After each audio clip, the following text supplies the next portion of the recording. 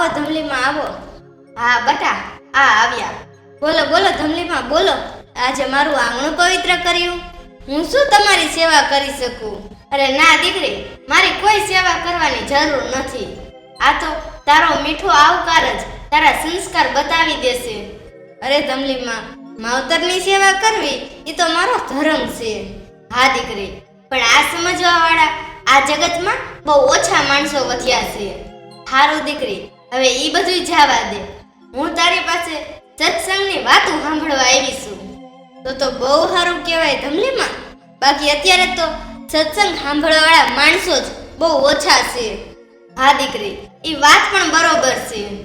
તો ધમલીમાં, આજે હું તમને જૂના જમાનાની વાત કરું કે પહેલાના સમયમાં કેવી કેવી દાતારી હતી, કેવા પરાક્રમો હતા અને કેવી ખાનદાની હતી. હા દીકરી, ઈ વાત કર, ઈ સાંભળવાની તો બહુ મજા આવશે. તો સાંભળો ધમલીમાં, આજે હું તમને રાજા વિક્રમ અને વેતાળની વાત કરું છું. ધારાનગરી નામનું એક નગર હતું. ઈ નગરનો રાજા એક ગંધર્વ સેન હતો. એને 4 રાણીઓ હતી અને 6 દીકરા હતા. બધા જ દીકરાઓ ચતુર અને હોશિયાર હતા. એક દિવસ રાજાનું મોત થઈ ગયું. એમની જગ્યાએ એમનો મોટો દીકરો શંખ ગાદી ઉપર બિરાજમાન થયો. એને ઘણો સમય સુધી સારી રીતે શાસન સંભાળ્યું. પણ જેમ જેમ આજે કોઈ કોઈનું સારું જોઈ નથી શકતા ને, એમ ત્યારે પણ આવું હતું જ ધમલીમાં. એના પછી એના સગા ભાઈ વિક્રમને આ રાજાની એટલે કે એને એના હગા ભાઈની જ અદેખાઈ થવા લાગી અને એનાથી આ જોયું ન જવાનું. એટલે ધમલીમાં એક દિવસ કપટ કરીને સગા ભાઈ વિક્રમે એના ભાઈને મારી નાખ્યો અને પોતે જ રાજા બની ગયો. હવે આ વિક્રમ રાજા બન્યો અને તે પોતે શક્તિશાળી તો હતો જ, પણ સાથે સાથે બુદ્ધિશાળી પણ હતો. એટલે એનું રાજ્ય ધીમે ધીમે વધવા લાગ્યું. એ પોતે યુદ્ધ જીતતો ગયો અને પોતાનું રાજ્યને વધારતો ગયો. આમ યુદ્ધ જીતતા જીતતા એક દિવસે જંબુદીપનો રાજા બની ગયો. જંબુદીપ એ સમયમાં એક પ્રખ્યાત નગર હતું. હવે આ નગરનો રાજા બન્યા પછી એને એક દિવસ વિચાર આવ્યો કે આટલા બધા રાજ્ય જીતી લીધા છે, તો હવે રાજ્યો ફરવા પણ જવું જોઈએ, જેથી કરીને રાજ્યો છે કેવા એ ખબર તો પડે. હવે આ વિક્રમ જેટલો બુદ્ધિશાળી હતો ને એટલો દાનવીર પણ હતો. માટે એને એના નાના ભાઈ હરિને આ ગાદી આપી અને તે પોતે સાધુનો વેશ ધારણ કરીને તમામ નગરોમાં ફરવા માટે નીકળી ગયો. હવે ફરતા ફરતા એક નગરમાં આવ્યો. હવે આ નગરમાં એક બ્રાહ્મણ તપ કરતો હતો. હવે એના તપથી એક દિવસ દેવતા પ્રસન્ન થયા અને તેને એક ફળ આપીને કીધું કે જે પણ આ ફળને ખાઈશે ને એ અમર બની જશે. બ્રાહ્મણે એ ફળ લાવીને પોતાની પ્રિય પત્નીને આપ્યું. બ્રાહ્મણ પતિ પત્ની ખૂબ જ ગરીબ હતા. એક સાંધો ને તા 13 તૂટે એવી પરિસ્થિતિ હતી. હવે અમર થઈને પણ એમને તો ગરીબાઈમાં જ જીવવાનું હતું ને, માટે જ બ્રાહ્મણની પત્નીએ કીધું કે આપણે અમર થઈને શું કરશું, હંમેશા ભીખ તો માંગતા જ રહીશું. એના કરતાં તો મરી જાવું ને એ જ સારું. તમે એક કામ કરો, આ ફળ રાજાને આપી દો અને ફળના બદલામાં કેટલુંય ધન માગી લ્યો. પછી ધમલીમાં બ્રાહ્મણે પોતાની પત્નીની વાત માની લીધી અને રાજમહેલમાં રાજા હરિને મળવા ગયો. હવે આ બ્રાહ્મણે બધી જ વાત રાજા હરિને કઈ સંભળાવી. હવે રાજા તો ખૂબ જ ખુશ થઈ ગયો અને એને વિચાર આવ્યો કે મોટા ભાઈએ આટલા બધા રાજ્યો અને નાણાં જીત્યા હતા, તો આ વાપરશું ક્યાં? આમ કહીને તેને રાજમહેલની તિજોરીમાંથી 1,00,000 રૂપિયા જેટલા કાઢીને બ્રાહ્મણને આપી દીધા અને પેલું ફળ લઈ લીધું. બ્રાહ્મણ તો ખુશ થઈ ગયો. એને રાજાને પ્રણામ કર્યા અને ત્યાંથી વિદાય લીધી. હવે રાજા હરિ પોતાની પત્નીને ખૂબ જ પ્રેમ કરતો હતો. એટલે એને પણ વિચાર્યું કે હું જેને મારા જીવ કરતાં પણ વધારે પ્રેમ કરું છું ઈ મારી રાણી છે, માટે જ આ ફળ હું મારી રાણીને આપું એટલે ઈ અમર થઈ જાય છે. આમ વિચારીને રાજાએ ઈ ફળ એની પત્નીને આપ્યું અને કીધું કે લે આ ફળ હું તારી માટે જ લાવ્યો છું, અને હા આ ફળ જી ખાય છે ને ઈ અમર થઈ જાય છે, માટે જ તું આ ખાઈ લીજે એટલે તું અમર થઈ જઈશ. આમ ફળ આપીને રાજા ત્યાંથી ચાલ્યો ગયો. હવે આ રાણી નગરના સૈનિકને પ્રેમ કરતી હતી એટલે એને પણ વિચાર્યું કે આ સુંદર ફળ હું મારા પ્રેમીને આપી દઉં એટલે ઈ અમર બની જાય છે. આમ રાણીએ વિચારીને ઈ ફળ પેલા સૈનિકને આપી દીધું અને પછી એને કીધું કે લે આ ફળ, અને હા આ ફળ કઈ સામાન્ય ફળ નથી, જે કોઈ આ ફળ ખાય છે ને ઈ અમર બની જાય છે, માટે જ આ ફળ તું ખાઈ લે એટલે તું અમર બની જઈશ. આમ ફળ આપીને રાણી પણ ત્યાંથી ચાલી ગઈ. હવે આ રાણીને પણ ખબર નથી કે પેલો સૈનિક એક વેશ્યાને પ્રેમ કરતો હતો, માટે આ સૈનિકે પણ વિચાર્યું કે આ સુંદર ફળ કે હું જેને પ્રેમ કરું છું એને હું આપી દઈશ તો ઈ અમર થઈ જશે. હવે આમ વિચારીને આ પેલું ફળ તેને પોતાની પ્રિય વેશ્યાને આપ્યું કે લે આ ફળ હું તારી માટે જ લાવ્યો છું, અને આ ફળ કઈ સામાન્ય ફળ નથી, જે કોઈ આ ફળ ખાય છે ને ઈ અમર થઈ જાય છે, માટે જ તું આ ફળ ખાઈ લીજે એટલે તું અમર થઈ જઈશ. હવે આમ કહીને સૈનિક પણ ત્યાંથી જતો રહ્યો. હવે વેશ્યાને પણ વિચાર આવ્યો કે મારે હવે અમર થઈને ક્યાં જવું છે, મારું જીવન તો હવે આમે નકામું જ થઈ ગયું છે, પણ જો આ ફળ રાજાને જ આપી દઉં તો રાજા અમર થઈ જશે અને રાજ્યમાં સુખ શાંતિ આવી જશે. હવે આમ વિચારીને પેલું ફળ લઈને વેશ્યા રાજા પાસે ગઈ. તેને ફળ આપતા કીધું કે લ્યો મહારાજા, આ સુંદર ફળ હું તમને આપું છું, અને મહારાજા આ ફળ કઈ સામાન્ય ફળ નથી, જે કોઈ આ ફળ ખાય છે ને એ અમર થઈ જાય છે, માટે મહારાજા તમે અમારા પાલનહાર છો, માટે મહારાજા આ ફળ હું તમારા માટે લાવીશું. આમ કહીને પેલું ફળ રાજાને આપી દીધું. હવે આમ રાજા ખુશ થઈને પેલા બ્રાહ્મણ કરતા પણ આને વધારે ધન આપ્યું. હવે રાજાએ પેલું ફળ જ્યારે નિરખીને જોયું ને તો રાજા તો ચકિત થઈ ગયો. આ ઈ જ ફળ હતું તે પેલા બ્રાહ્મણે આપ્યું હતું. રાજાને તો આ જોઈને ખૂબ જ ખોટું લાગી ગયું કે જે પત્નીને પોતાના જીવ કરતા પણ વધારે ચાહતો હતો તે અમર કરી દેતું ફળ એને આજે ઠુકરાવી દીધું. એ તરત જ રાણી પાસે ગયો અને ગુસ્સામાં કીધું કે મેં તને જે ફળ આપ્યું હતું તેનું તે શું કર્યું. રાણી રાજા પાસે ખોટું બોલી અને કીધું એ તો હું ખાઈ ગઈ મહારાજ, કે હું તમારું કીધેલું કોઈ દિવસ ન માનું એવું બને ખરું. રાજાએ તરત જ એ વેશ્યાએ આપેલું ફળ એની આંખ સામે ધરી દીધું. હવે આ ફળ જોઈને શું બોલવું શું કરવું એને તો કઈ ભાન જ ન રહી. હવે રાજા રાણી પાસે વાત કઢાવવા હાટું ઊંચા અવાજે બોલ્યો. ત્યાં તો રાણી બકરીની જેમ બે બે બે બે કરતા બધું જ બકી ગઈ. હવે રાજાને મનમાં થઈ ગયું કે આ દુનિયા એક માયા જાળ છે, આમાં પોતાનું તો કોઈ છે જ નહીં. તે રાણીના ઓરડામાંથી બહાર આવ્યો, તે ફળને પાણી વડે ધોઈને પોતે જ ખાઈ ગયો. હવે આ ફળ ખાઈને તે પોતે જ રાજપાટ છોડી દેવાનો નિર્ણય કરી લીધો. પછી સાધુનો વેશ ધારણ કરીને જંગલમાં તપ કરવા નીકળી ગયો.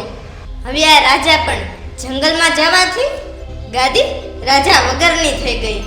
હવે આ વાતની જ્યારે રાજા ઇન્દ્રને ખબર પડી ને તો તેણે એક દેવને ધારાનગરીની રખેવાળી કરવા હાટું તાત્કાલિક મોકલી દીધો. હવે તે દેવ રાત અને દી ત્યાં જ રહેવા લાગ્યો અને રાજા વગરના નગરની રક્ષા કરવા લાગ્યો. હરિ હવે રાજા નથી, તે સાધુનો વેશ ધારણ કરીને જંગલમાં તપ કરવા માટે ચાલ્યો ગયો છે. આ વાતની જ્યારે વિક્રમને ખબર પડી તો તે તરત જ દોડીને પાછો દેશમાં આવી ગયો. અડધી રાતનો તે સમય હતો. કોઈ દેખાતું પણ ન હતું. અંધારી રાતમાં તમરાઓ બોલી રહ્યા હતા. ઘુવડનો ઘૂ ઘૂ અવાજ આવી રહ્યો હતો. જંગલમાંથી શિયાળ પણ બોલી રહ્યા હતા. હવે નગરમાં પ્રવેશ કરવા વિક્રમ જેવો ગયો ને ત્યાં દેવે તેને રોકી લીધો. રાજાએ કહ્યું, હું વિક્રમ છું અને આ મારું જ રાજ્ય છે. તું મને રોકવા વાળો કોણ છો? ઇન્દ્રએ જીદેવને મોકલ્યો હતો ને, એણે વિક્રમને ઓળખાણ આપતા કીધું કે મને રાજા ઇન્દ્રએ આ રાજ્યની રક્ષા કરવા મોકલ્યો છે. તું જો રાજા વિક્રમ હોય તો તું આવ અને મારી સાથે યુદ્ધ કર. મને પરાજિત કર અને તું સાબિત કર કે તું જ સાચો રાજા વિક્રમ છો. હવે બંને વચ્ચે યુદ્ધ થયું. રાજા અને દેવે બંને એકબીજાની સામે પોતાના હાથ ભેગા કર્યા અને પછાડવા લાગ્યા. થોડી જ વારમાં દેવને જમીન પર પછાડી રાજા વિક્રમ જીતી ગયો. દેવે પરાજિત સ્વીકારતા કીધું, હે રાજા, તે મને હરાવી દીધો. હું તને જીવનદાન આપતા હું તને રહસ્યમાં વાત કરું છું કે જે તારી સાથે બનવાની છે કે હે રાજા, એક જ નગરમાં અને એક જ નક્ષત્રમાં તમે 3 માણસો પેદા થયા હતા. તે રાજાના ઘરે જન્મ લીધો, બીજાએ તેલીના ત્યાં જન્મ લીધો અને ત્રીજો સિદ્ધ નીકળ્યો. તું અહીંયા રાજા બનીને રાજ કરેશ. તેલી પાતાળમાં રાજ કરે છે અને પેલો સિદ્ધ ખૂબ જ ચાલાક નીકળ્યો. તેને યોગ સાધના અને તપસ્યા કરી અને તેલીને મારી નાખવા હાટુ તૈયાર થયો. પણ તેલી ભાગ્યો અને શમશાનમાં સિદ્ધ વડના ઝાડ ઉપર ઊંધો લટકી રહ્યો છે. હવે તે તને મારવા હાટુ ગમે તે કરી શકે છે, માટે જ સાવધાન રહેજે રાજા. આટલું જ કહીને દેવ પાછો જતો રહ્યો. હવે એની આ વાત રાજાએ ગંભીરતાથી લીધી નહીં. તેને મનમાં એમ હતું કે દેવને હરાવનાર હું અને મને કોણ હરાવે. આમ વિચારીને રાજા પણ એના મહેલમાં જતો રહ્યો. હવે આ રાજાને પાછા આવેલા જોઈને લોકો ખૂબ જ ખુશ થઈ ગયા. નગરમાં આનંદ છવાઈ ગયો. ઉત્સવો મનાવવામાં આવ્યા. હવે વિક્રમ રાજાએ ફરીવાર ગાદી સંભાળી અને સુખેથી રાજપાટ ચલાવવા લાગ્યો. એને હવે હરાવનારો દૂર દૂર સુધી કોઈ જ નહોતું. હવે એક દિવસ નગરમાં શાંતિશીલ નામના એક યોગીનું આગમન થયું. એને માથા ઉપર ભભૂત લગાડેલી હતી. હાથ અને ડોકમાં રુદ્રાક્ષની માળા પહેરેલી હતી. ભગવા વસ્ત્રો પહેર્યા હતા. તેના માથાને જોઈને તો કોઈને પણ તેને મહાન યોગી માન્યા વિના તો રહે જ નહીં. એની લાલ આંખોને જો એક ધારા જોવો ને તો સામેવાળા ડરી જાય. હવે આ યોગી એક દિવસ દરબારમાં આવ્યો અને કાંઈ પણ બોલ્યા વગર રાજાને એક ફળ આપીને જાતો રહ્યો. રાજાએ એ ફળ પોતાની પાસે રાખી લીધું અને એને અચાનક જ તે મનમાં એક વિચાર આવ્યો કે પેલા દેવ જેની વાત કરતા હતા કે આ ઈ તો નહીં હોય ને, આ મને મારવા વાળો તો નહીં હોય ને. દેવે મને સાવધાન રહેવાનું તો કીધું જ છે, પણ ફરીને એને થયું કે આ યોગી થોડો એક હોઈ શકે અને આમે આ થોડો મને મારી શકે. છતાં પણ તેને સાવધાની રાખવા માટે પેલું આપેલું ફળ તેને ખાધું નહીં. હવે વારે ને વારે પેલા દેવની કીધેલી વાત એને મનમાં આવ્યા જ કરતી. પછી એ ફળ એને પોતાના ભંડારીને આપી દીધું અને ભંડારીએ એ ફળ તેને સુરક્ષિત રાખી દીધું. પછી રાજા પોતાના વિચારોમાં નીલ થઈ ગયો.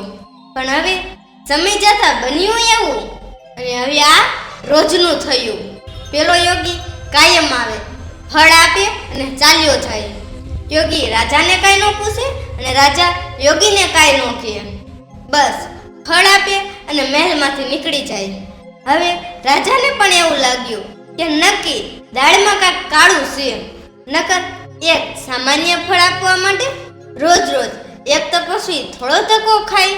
હવે રોજની આ ક્રિયા વચ્ચે રાજા એક દિવસ પોતાના ઘોડાઓને જોવા હાટું તબેલામાં ગયો. એક એક ઘોડાનું નિરીક્ષણ કરી રહ્યા હતા. એને તો હવે અહીંયા મળવા આવવાનું કોઈ જ ન હતું. ત્યાં તો પેલો યોગી ત્યાં પાછો પોગી ગયો. એને રાજાના હાથમાં ફળ આપી દીધું. હવે રાજાએ આ ફળને ઉછાળ્યું. ઉછાળતા વેત જ ફળને તબેલાની ઉપર બેઠેલો વાંદરો લઈ ગયો. એ દાડમનું હતું. તોડ્યું તો અંદરથી દાણાના બદલે હીરા નીકળ્યા. હવે વાંદરાને તો હીરા શું કામના? હવે વાંદરાને તો હીરા શું કામના? એને તો ફળનો પાછો ઘા કરી દીધો અને જંગલમાં ચાલ્યો ગયો. વાંદરાએ ઘા કરેલા ફળને જોતા જ રાજા સહિત આસપાસ ઉભેલા સેવકો બધા જ જોતા જ રહી ગયા. રાજાએ આશ્ચર્ય સાથે પૂછ્યું કે તમે આ દારડમનું ફળ અને એમાંથી પણ હીરા નીકળે એ તમે મને શું કામ આપો છો? યોગીનું રોજ રોજ આવવું એ રાજા માટે પહેલેથી જ શકનો મુદ્દો હતો અને હવે તો ફળમાંથી પણ ચમકતા હીરા નીકળવા આ ઘટનાએ તો રાજાને વિચારમાં પાડી દીધો. હવે તો રાજાને જાણવું જ હતું કે આ યોગી છે કોણ. રાજાની વ્યાકુળતાને જોતા યોગીએ જવાબ આપ્યો કે હે મહારાજા, રાજા, ગુરુ, જ્યોતિષ, વેદ અને દીકરી આમાંથી કોઈના ઘરમાં ખાલી હાથે ન જવાય.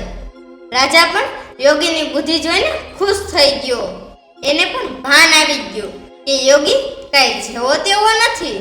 રાજાએ હાથેથી તાળીઓ પાડીને તરત જ ત્યાં પેલા ભંડારીને હાજર કરવાનું કેણ મોકલ્યું. ભંડારીને આવતાની સાથે જ રાજાએ હુકમ કર્યો કે જાઓ, પેલા યોગી આપેલા અત્યાર સુધીના બધા જ ફળને મારી સામે પ્રસ્તુત કરો. હવે ભંડારી દોડતો દોડતો ગયો અને યોગીએ આપેલા ફળ બધા જ હાજર કર્યા. રાજાએ તરત જ હુકમ કર્યો કે આને તોડવામાં આવે. હવે એક એક ફળ ત્યાં તૂટતા ગયા અને હીરા નીકળતા ગયા. હવે ધીરે ધીરે કરીને હીરાનો ત્યાં નાનો એવડો પર્વત થઈ ગયો. અને પછી રાજાએ યોગી સામે જોયું અને પછી હીરા મોતીના પારખુને બોલાવ્યા. તેને એની એક એક કાણી કરીને એક એક હીરાને પોતાના અનુભવ અને બુદ્ધિથી તપાસ્યા અને પછી કીધું કે હે મહારાજા, આ હીરાની કિંમત એટલી છે કે કરોડોમાં તો નહીં પણ અબજોમાં પણ ન આપી શકાય. આ એક એક મોતી આપણા રાજ્ય કરતાં પણ મૂલ્યવાન છે.